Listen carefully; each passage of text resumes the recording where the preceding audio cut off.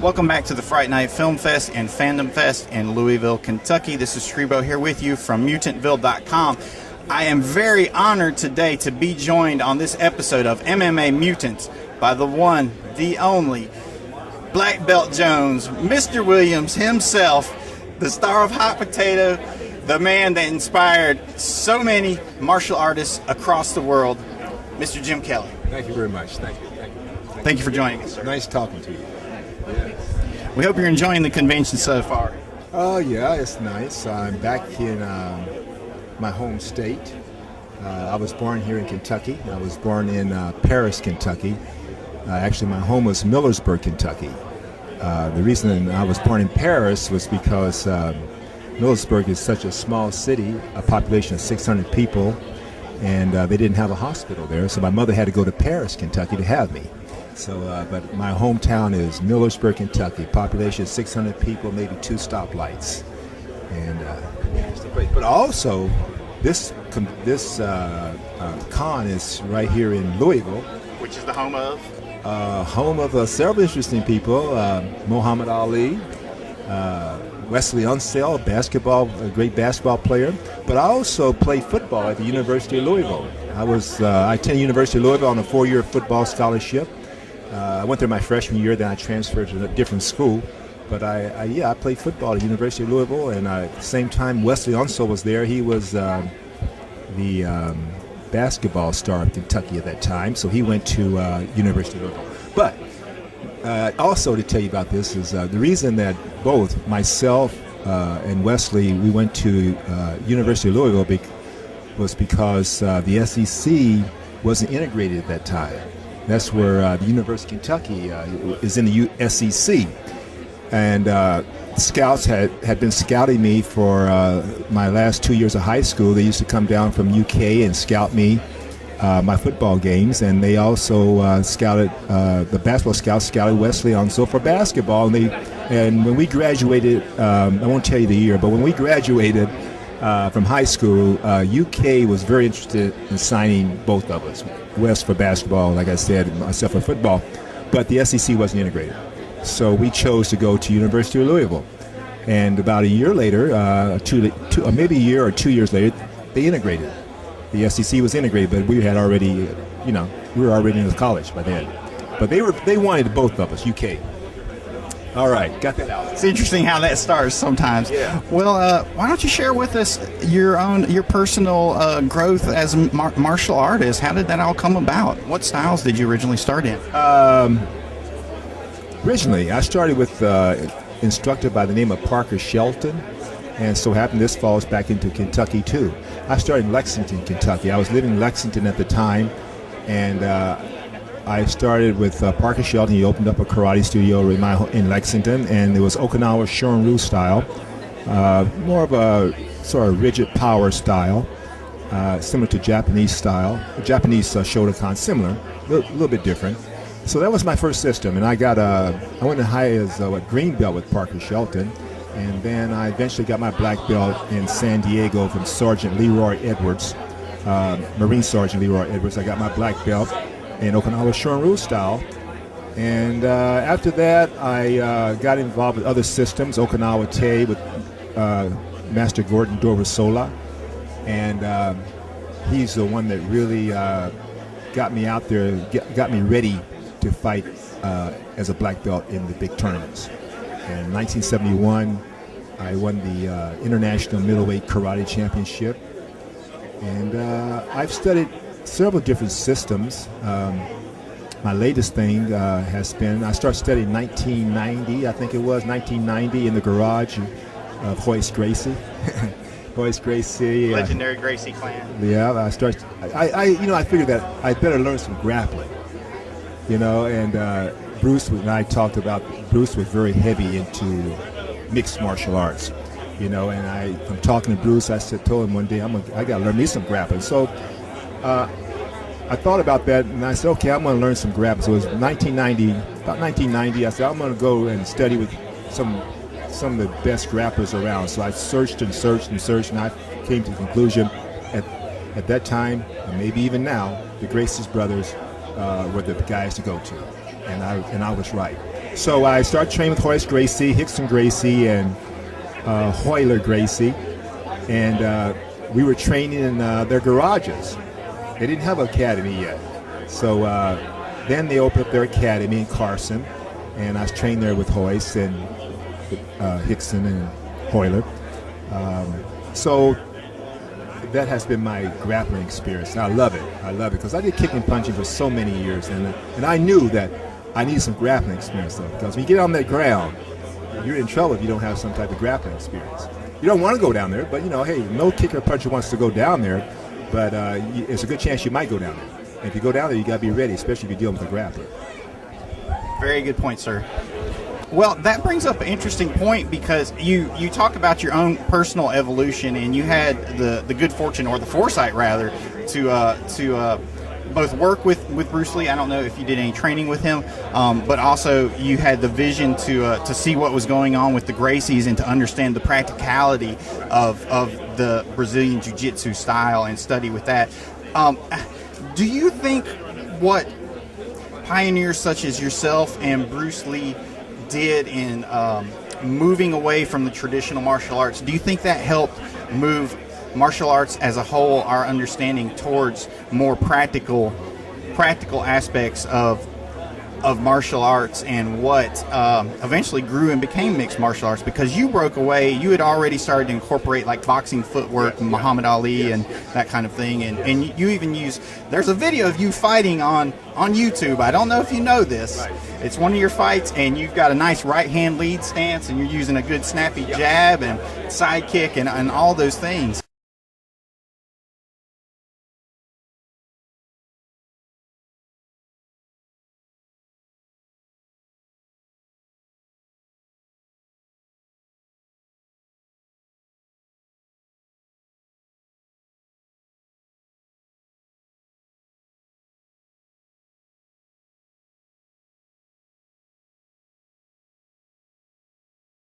I was using that before I met Bruce Lee. Exactly. I was using that right leg forward, front hand, all the power in front before I even met Bruce Lee.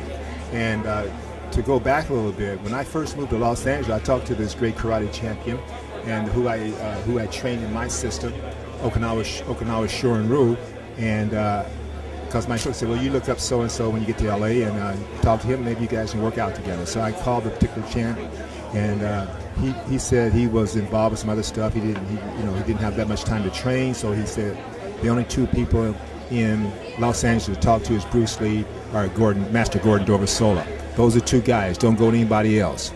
He said, go to those two guys. That's okay. So I went and looked for Bruce Lee.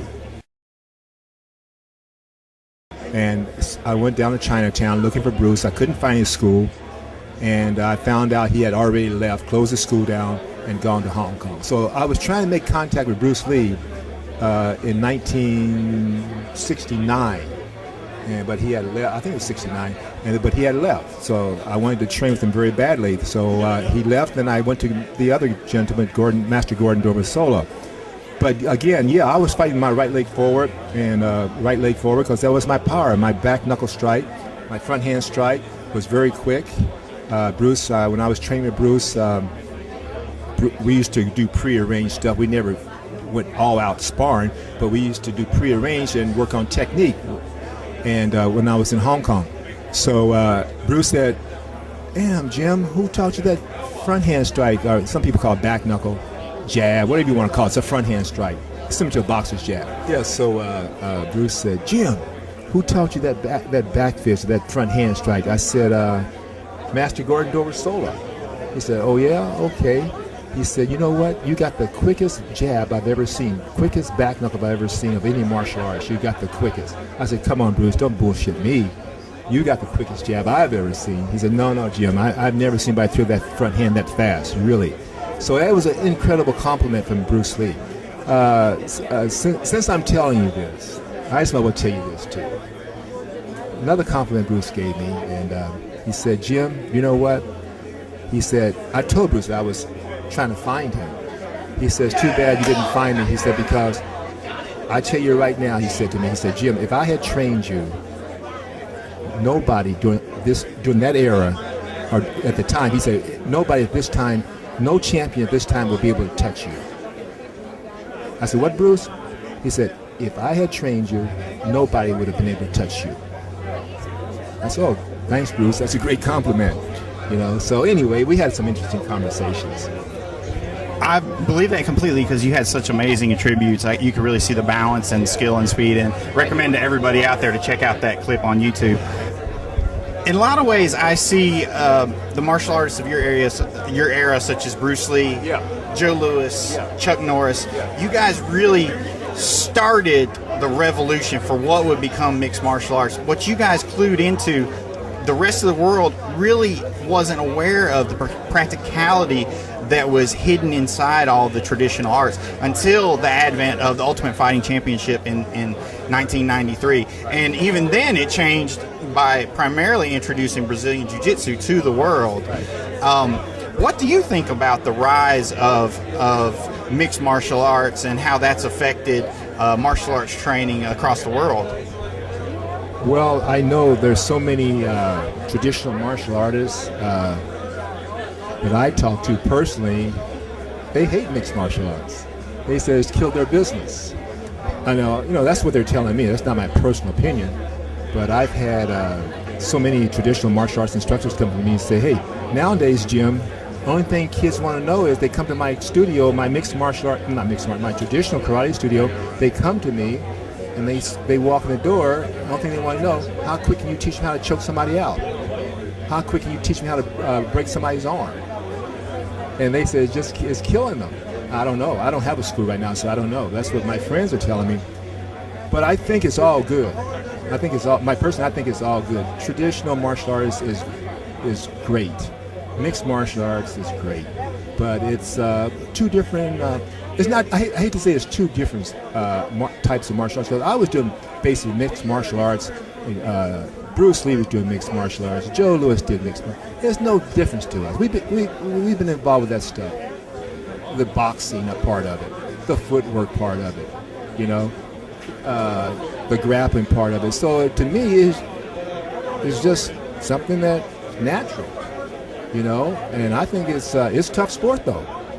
I mean, I hope those guys getting paid some pretty good money because man, see, when I hear people say that it's not brutal, it is somewhat brutal. I mean, you're getting kicked in your knees, your legs, heavy kicks to your legs, and most of the time they don't catch you in the thigh or below the knee. You're getting caught in the knees. Even if it's accident, you're getting caught with those roundhouse kicks to the knees. And they can, down the line, they get a little bit older, and then you're getting hit in the head. You're getting strikes to the head with those thin gloves. So yeah, I don't go around with that stuff at all. It's not really that brutal. No. There's some pounding going on. Look at the ring. Look at all that blood in the ring. So, but I watch and I like it. I like mixed martial arts. I tell you, if I was around, I'd be doing mixed martial arts. If I was young enough now, I would do mixed martial arts. I gave it some thought. When I was training with Hoyce and Hickson and Hoyler, I gave it some thought at my age. At that time, I was up there a little bit, but I gave it some thought. Because, man, even at my age, I was interested. I would love to see you with Anderson Silva. Now, that's a super fight for the age. Anderson Silva, man, that guy is tough. That guy is tough, man. What's so good about the guy is that he's got it all. What can I say? The guy's got footwork. He does what he wants to do. If you come to the ring with Anderson Silva, to me, it's like, okay, what do you think you're the best at? Okay, you're a grappler. I'm going to out-grapple you. You're a boxer? Okay, I'm going to out-box you. You're a kicker? Okay, I'm going to out-kick you. So it depends on what Anderson Silva wants to do and which one, what he really wants to do. He's got hands like a boxer. He's got timing like a boxer. He's got footwork like a boxer. He's just an incredible fighter. He's just one of those guys, just an incredible fighter. There's some other guys out there that's very good too. But Anderson Silva is nice. Fedor, GSP. The guy who's just the heavyweight champion of UFC right now, Cain Velasquez. He looks like Fedor 2.0. He looks like a machine. Oh man, that guy's tough, man. So there are some very good fighters out there. I'm probably leaving some names out. You can't name them all, but there's some very, very interesting fighters. And that was in Strike Force. I mean, I guess they still have Strike Force, right? Yes, Strike Force is still around. They were bought out by Zuffa. For now, Strike Force, they have some very interesting fighters in UFC. So it's very interesting. Very interesting, yeah. Have you seen Kung Lee? Now, he's a guy that I think puts it all together perfectly. He does. He puts all of it together. All of it. I'd like to see him get in there more. I want to see him and Anderson Silva. Since we can't get you in there, I want to see him and Silva and Kung Lee. Oh, interesting. Yeah. Yeah. But I don't know. Anytime Anderson Silva's fighting, I don't know. I'm going to have to go Anderson Silva. That guy is just awesome, man. He's got so many weapons. I mean, the guy's, he could be a professional. But there's very few martial artists that could really say, I have a good chance of making big money in boxing. This guy is one of those guys. There's a lot of martial artists that have boxing technique and stuff, but they never would have made it in with the big boys. But Anderson Silva, he has that type of skills that if he really trained, maybe he could move up there a little bit. But I tell you one thing, as of right now, I heard that he was going to fight GSP. No, the boxer. Oh, Roy Jones. Roy Jones.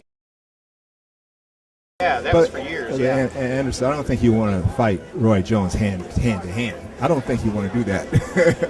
Roy Jones is one of the greatest athletes in sports ever. This guy is incredible. And with that athletic skill, when he was at the top of his game, Roy Jones was monster. He was untouchable. Untouchable. Look at the footwork. Look at the speed, the timing, combination. Yeah. So, yeah, and basically, that's the way I feel about those fighters. They're very, very tough. Now, you and I were talking about what's this with the boxer? We were talking about James Toney's foray from boxing into mixed martial arts, where he fought Randy Couture. Well, he showed up, more like it. Randy Couture this past year. But he is in training currently to fight Ken Shamrock, one of the pioneers of mixed martial arts. So we were talking about his chances in that. I said Ken, bless his heart, but he's been knocked out by his last 4 opponents. So Tony, one of the best counter rights, uppercuts, straight right. Might catch him. Well, okay. I understand what you're saying. All my money's going to go on Shamrock. Because, first of all, James Toney's style is perfect for a good grappler. Roy Jones is a different ballgame. I mean, I'm saying it's a different situation here. Somebody like that, because who got the mobility, that can move, got good timing, can steal the distance from you, keep it, and take the distance from you. No doubt about it, I'll put my money on Shamrock. Because, number one, it's tough if you understand how to close the distance. And Shamrock understands how to close it. He has a quick initial move, very quick initial move. So he can steal the distance and close the distance, and close that distance very quickly. And I don't think James Toney can get off with that. He's got great right hand, right? No, I think it's going to be very tough for him to do that. And I put my money on Shamrock. Now, like I said, I like to have somebody like Roy Jones. I like to have him for maybe about 8 months to train him a little bit and show him how to deal with certain situations. You don't have to be the greatest grappler in the world. You just have to be knowledgeable of what you have to do to protect yourself. Defensive. You don't have to learn to become a Horace Gracie in grappling. You just need to learn a little bit, and how to deal with the situation. But if I had Roy Jones, they need somebody like that to get in there and go against these guys. And James Toney he's not the guy. He's not the guy, and he's not the guy to do that, because these guys, a good grappler who has quick initial move, very quick initial move, good timing, is always going to have advantage over a boxer. He's going to have advantage over a boxer. Now if you're real slow, and you can't close that distance very fast, you could get knocked out. So you got to be very careful. But always, I always put money on the guy who can close the distance, the grappler who's got quick initial move and get in there. Well, James Toney really needs you to train him, because when he came out in his fight against Randy Couture, he came out flat-footed. He wasn't prepared to move or anything. Now, the only chance Shamrock has, he actually said in the conference, that I'm going to trade punches with you, and then I'm going to take you down. So if he does that, You going to trade punch with him? That's what he said. He said that? He said that in the comments. But I'm telling him right now, the respect has gone out the window, because when we get in the ring, it's time to fight, and I'm gonna beat him up. And I promise you this, everybody standing here, I promise you this, and I promise James Toney this. I promise you I will not take you down. Not until I put my hands in your face and I put a beating on you, and then I'll take you down, and then I'll play with you. Come on, Shamrock. That might just be talk. Give me a break. He might be tough. Might be a little sight. Might be tough. He doesn't want to do that. No. You cannot outbox a boxer. You can't do. If you're a martial artist, just forget about trying to outbox a boxer. That's his game. You know, do it. No. He doesn't want to do that. Don't do that, Shamrock. Please don't do it. Well, in closing, one thing that I've noticed with the modern mixed martial arts community, fans that are being introduced to martial arts not through Enter the Dragon, but through the UFC or the television show The Ultimate Fighter, they're not getting traditional training anymore. They're not learning they're not getting that initial discipline.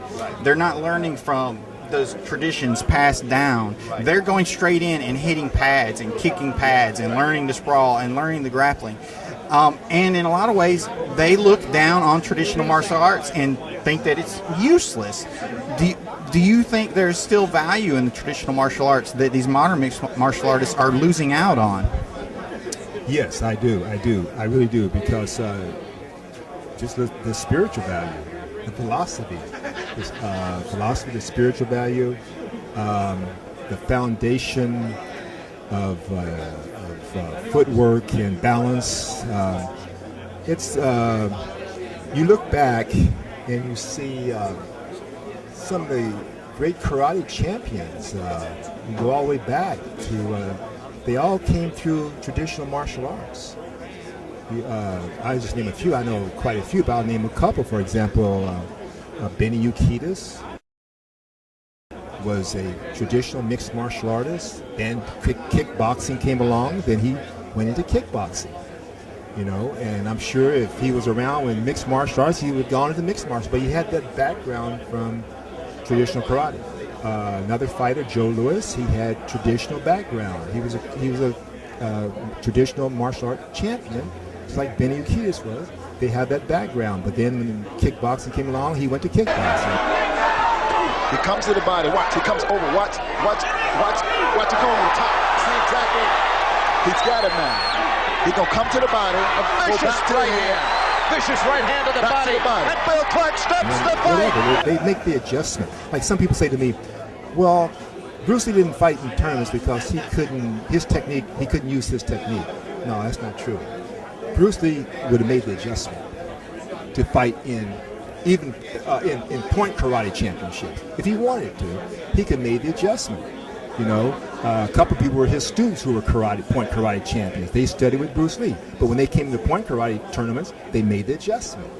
You can make that adjustment according to what you're doing. And Bruce would have done the same thing. I don't know if I told you not, but Bruce was, I don't think you asked me, but I will tell you that speaking of Bruce Lee, guy, it was absolutely unbelievable.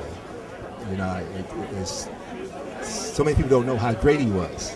I mean, people always ask me to come up here to say, Jim, how great was Bruce Lee? I said, you don't really know. And a lot of people won't tell you how great he was, but I will tell you. In my personal opinion, Bruce Lee was a step above everybody. I mean, everybody. During that era. Even today, I mean, it holds up today, but during that era, the 60s and 70s, Bruce was just great. And in my opinion, he was just a step above. No matter how great everybody else was, Bruce was, boom, just a little step above. He was just absolutely unbelievable. I'm talking about sparring. I'm not talking about just working techniques. I'm talking about when it came to sparring, Bruce was unbelievable. Unbelievable. People don't know. They don't know. He's like the Michael Jordan, beyond Michael Jordan. I believe completely, because he had the perfect storm of martial arts in that he had the physical attributes, the speed, he had strength, he pushed conditioning, taking care of one's body. He also had the spiritual aspects behind it, but then he had the mental understanding of the entire game. You know, in Jeet Kune Do, they break it down into ranges: the kicking range, the punching range, trapping range, wrestling range. As soon as he had seen the Gracies, he would have said, okay, let's put submissions in there. And he would have put it all together, and I feel he really would have thrived in today's modern UFC. He also trained. He did train with Gene LaBelle. Yeah, he trained with Gene LaBelle for grappling. It's very interesting. Bruce was the type, I'd put it this way, Bruce was the type of guy that could spar with you hands and feet. Then after that, he'll say to you, he'll say, okay, let's go hands only. It's just unbelievable. He could go hands, or he could go hands and feet. Doesn't matter to him. And he was a level above everybody, as far as martial arts. I agree completely, and there's another gentleman that was level above everybody, and that is Mr. Jim Kelly. I want to thank you so much for your time. I hope you're enjoying the convention, and thank you for sharing your thoughts with us, sir. Thank you. All right. Thank you.